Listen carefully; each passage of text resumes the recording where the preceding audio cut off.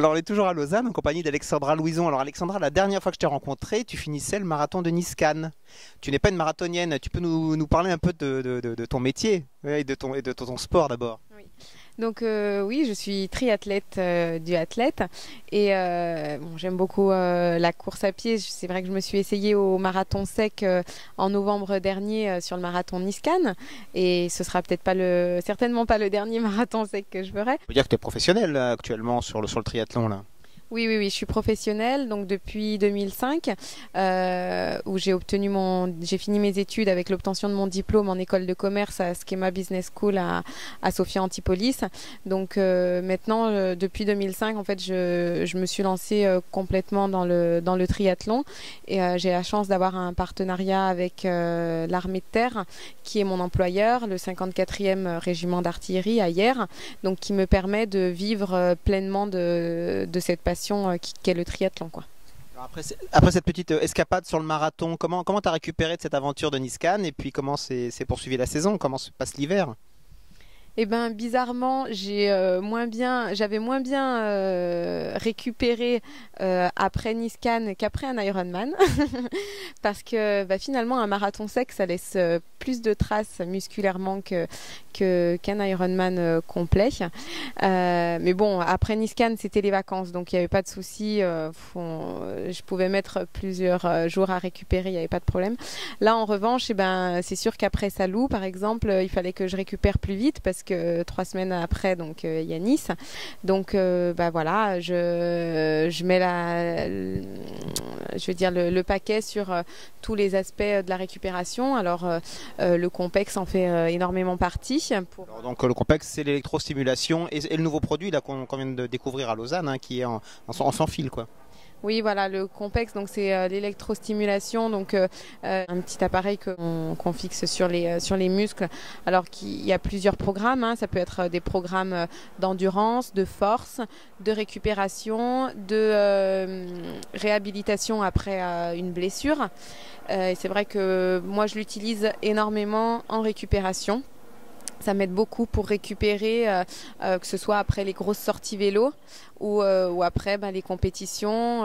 Voilà, donc parce qu'il y a beaucoup de programmes massage relaxant, massage régénérant, récupération active, jambes lourdes, tout ça. Et puis c'est facile d'utilisation. On peut être allongé sur la terrasse et puis lire ou regarder la télé et puis et récupérer en même temps. Donc c'est vrai que c'est bien complémentaire de l'entraînement. Et puis ils ont sorti vraiment un petit bijou là avec le Compex Wireless. J'ai vraiment hâte de l'avoir parce qu'il sera vraiment très très pratique d'utilisation. Il y aura plus de fil et puis il est magnifique en plus comme un iPhone. Ça c'est vraiment un beau bijou. Ouais. Alors pour les internautes de VO2, est-ce que tu peux nous donner un petit peu des semaines types? Parce que je pense qu'on ne se rend pas bien compte de ce que représente le volume d'entraînement, le nombre de séances et puis un peu les distances parcourues, que ce soit en natation, en vélo ou en course à pied. Donc en fait ça va dépendre un petit peu la période de l'année, mais on va dire en gros que mon entraînement il varie entre 15 et 25 heures par semaine. Bon, une semaine avant un Ironman, c'est sûr que c'est beaucoup moins hein, parce qu'il faut récupérer.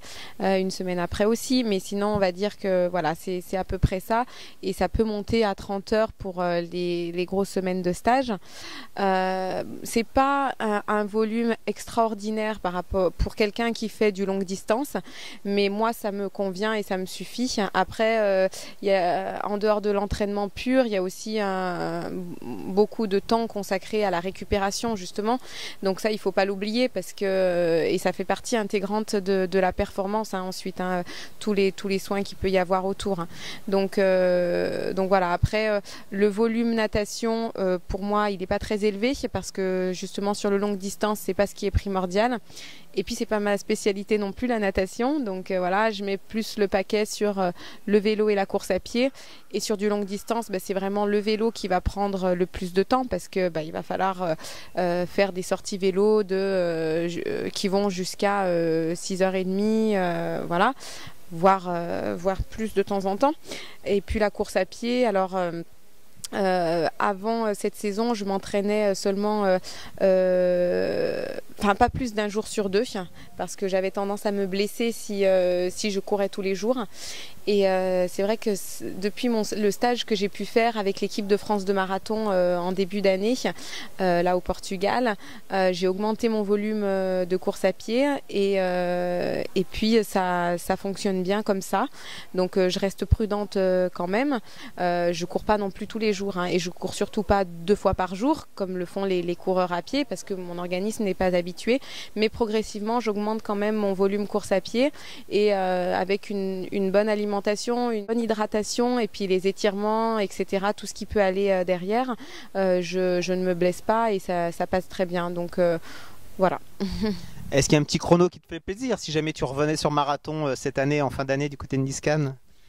C'est peut-être pas le marathon le plus à même de faire un chrono, mais... Oui, c'est vrai que si l'envie est là en fin d'année, si tout va bien aussi au niveau musculaire, si mon corps veut toujours faire encore un marathon en fin de saison, j'aimerais beaucoup alors soit refaire Nice-Cannes, soit faire un autre marathon. En fin d'année, il y en a d'autres.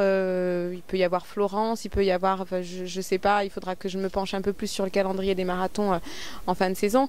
Mais j'aimerais beaucoup améliorer mon temps. Oui, c'est sûr que si je refais un marathon là en fin d'année, ce sera pour améliorer le chrono. Tu peux nous rappeler ton chrono de Nice-Cannes? 2h47. Voilà. Ce qui est déjà très rapide. Oui, oui, j'étais contente. Je pensais, c'était vraiment dans les objectifs que je comptais faire. J'avais dit aux alentours des 2h50. Donc voilà. Ensuite, je suis partie trop vite à Nice-Cannes. Donc il y a une gestion du marathon à améliorer, quoi. Écoute, bon courage pour la saison. Puis peut-être un rendez-vous sur un marathon en fin d'année. Oui, avec plaisir. Merci.